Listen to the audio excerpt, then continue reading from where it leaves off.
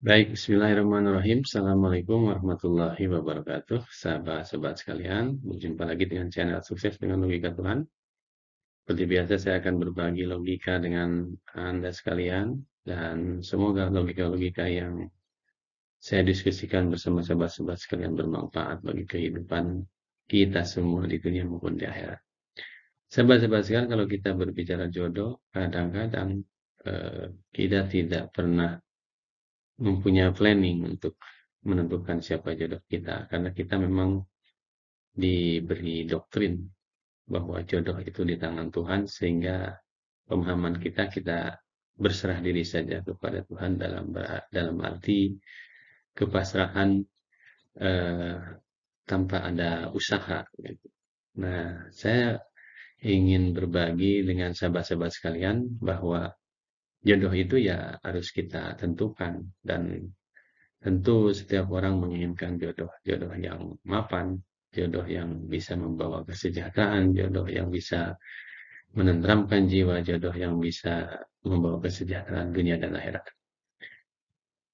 Dan tentunya ya semua orang boleh bercita-cita apapun, tetapi caranya bagaimana yang harus kita lakukan, itulah yang harus benar. Cita-citanya boleh apa saja, yang penting cita-cita ini tujuannya adalah baik dan bisa membahagiakan kita di dunia dan akhirat. Terserah saja, tapi yang penting adalah caranya bagaimana. Nah, di sini saya akan mengajak sahabat-sahabat sekalian memahami bagaimana rumus mencari jodoh, dan jodoh yang tentunya sultan. Artinya jodoh yang mapan, jodoh yang bisa membawa kesejahteraan lahir dan batin, dunia dan akhirat.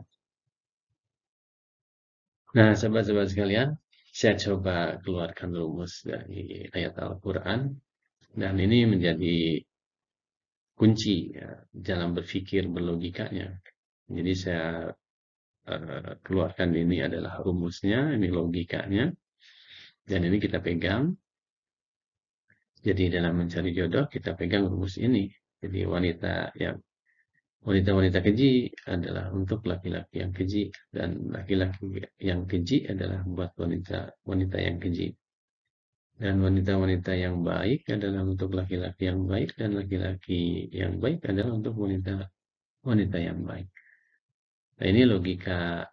Kalau kita pahami dengan logika ini, bahwa seseorang itu sudah ditentukan jodohnya oleh Tuhan. Nah, inilah baru kita bisa pahami dengan kepasrahan di sini. Kalau laki-laki keji dengan perempuan yang keji, wanita-wanita yang baik dengan laki-laki yang baik, itulah takdir yang tidak bisa diubah, dan itulah jodoh.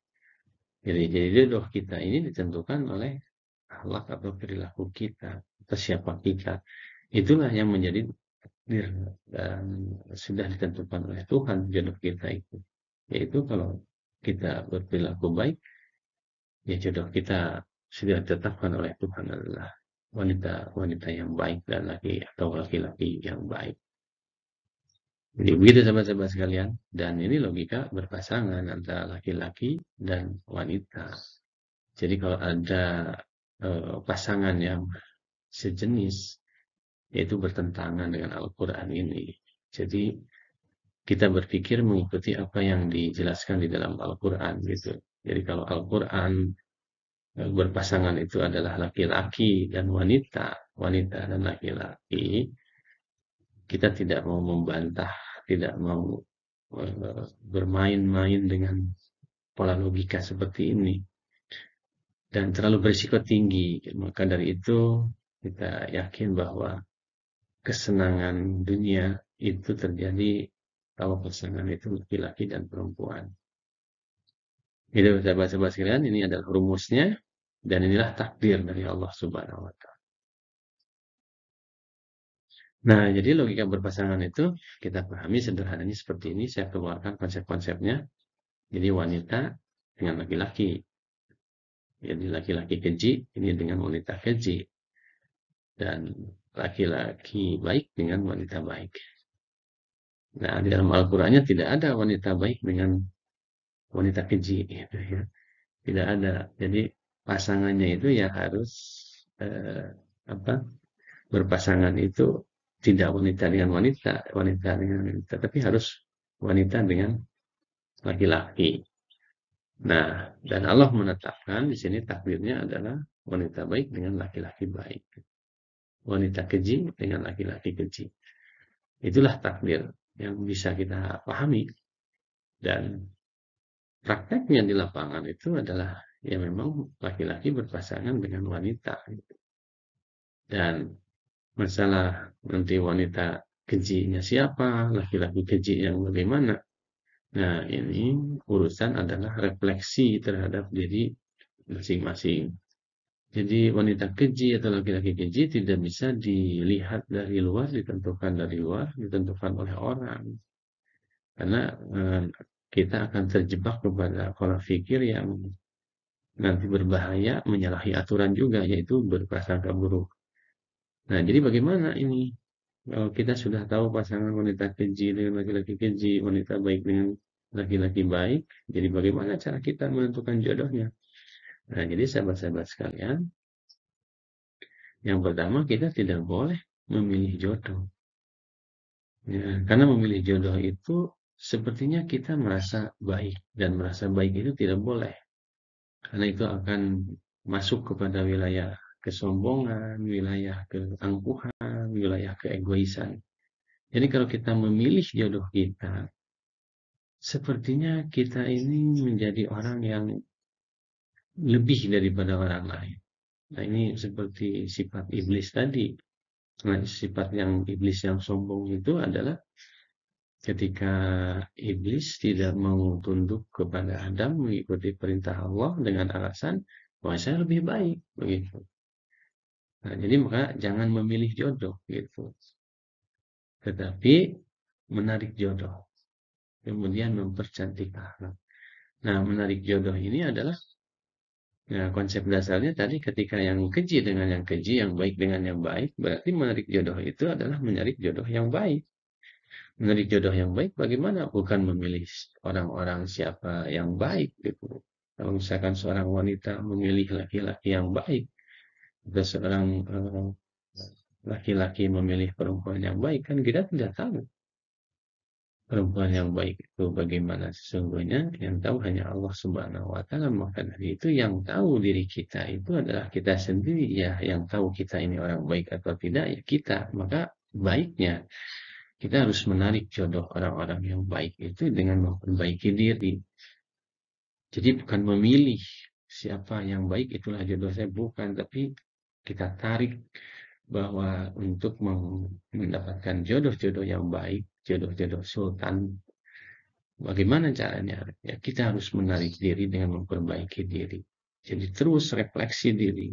Kita harus bermuhasabah dengan Allah Subhanahu wa Ta'ala. Apakah kita termasuk orang yang sudah berkomitmen tinggi kepada hal-hal yang baik begitu.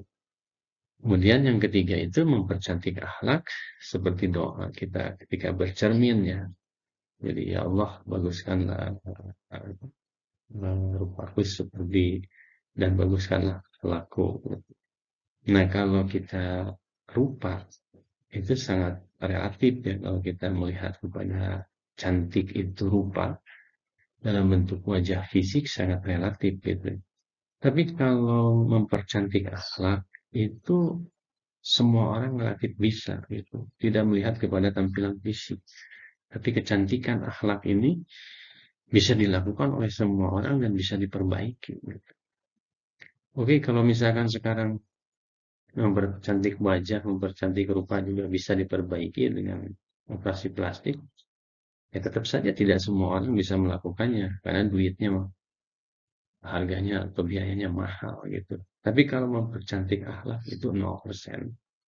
Biayanya 0 gitu. Jadi disinilah letak keadilan Allah, bahwa Allah tidak melihat dari rupanya, dari tampannya, tapi Allah melihat dari akhlaknya. Karena akhlak itu semua orang bisa, dari orang miskin sampai orang kaya. Allah menilai akhlaknya.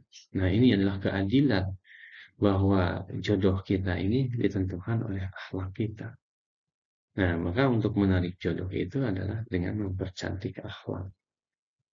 Itu sahabat-sahabat sekalian. Jadi cara berpikirnya itu sumbernya kenapa? Karena kita berlogikanya dari Allah Subhanahu wa taala, bersumber pada Quran. Al-Quran sudah menetapkan orang yang baik dengan yang baik begitu. Wanita baik dengan laki-laki baik. Nah, tetapi rumusnya lagi kita tadi jangan memilih jodoh.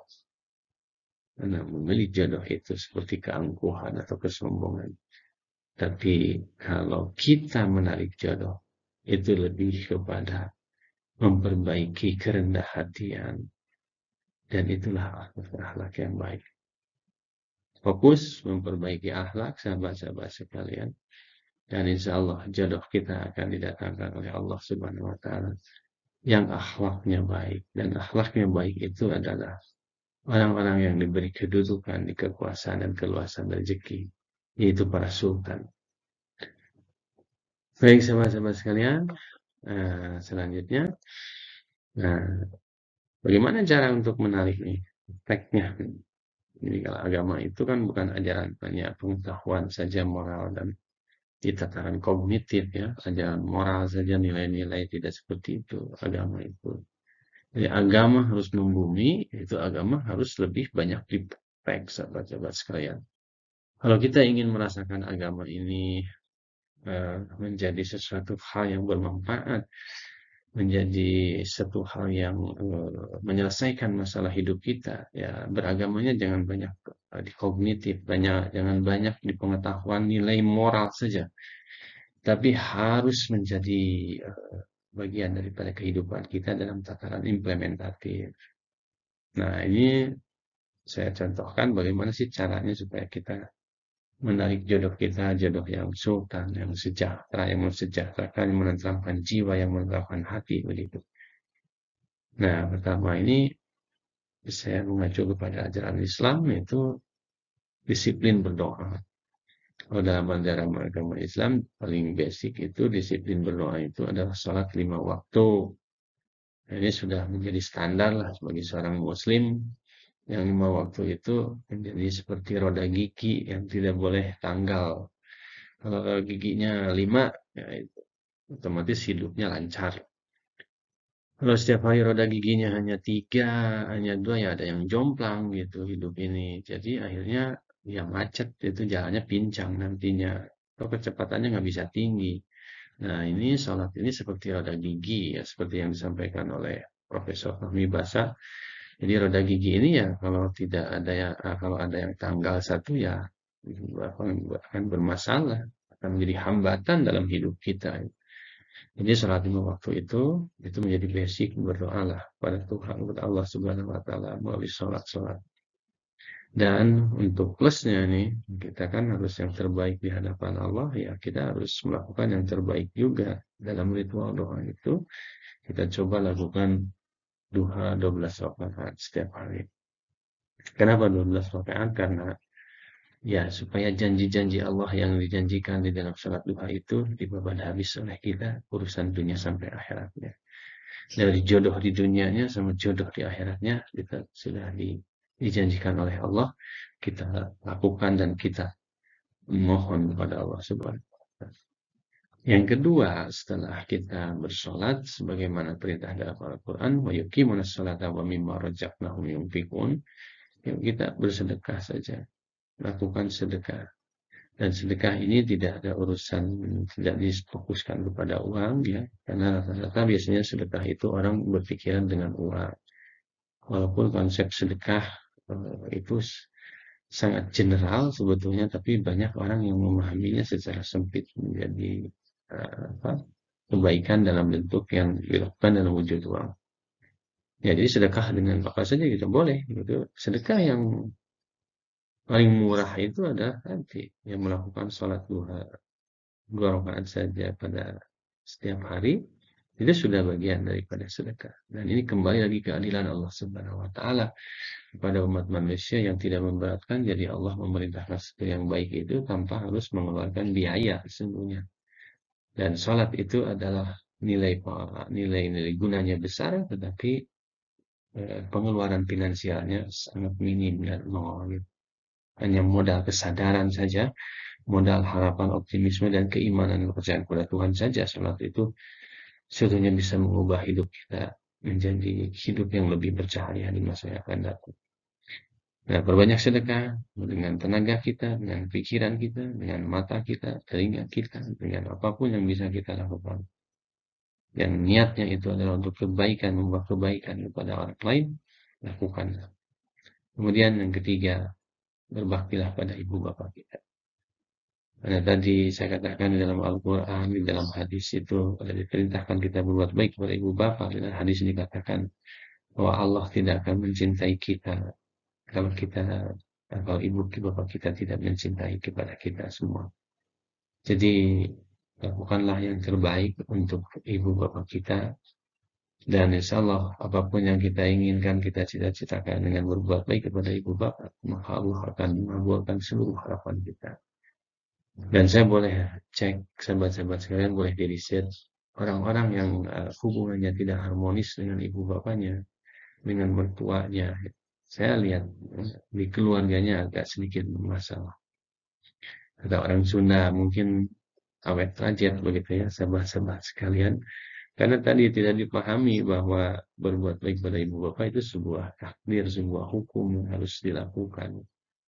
Dan itu kadang-kadang orang menganggap sepele ya, tapi silahkan dilakukan saja bahwa keberkahan itu tidak akan ada dalam kehidupan keluarga tanpa ada kita berbuat baik kepada ibu bapak kita, tanpa hormat kepada ibu bapak kita.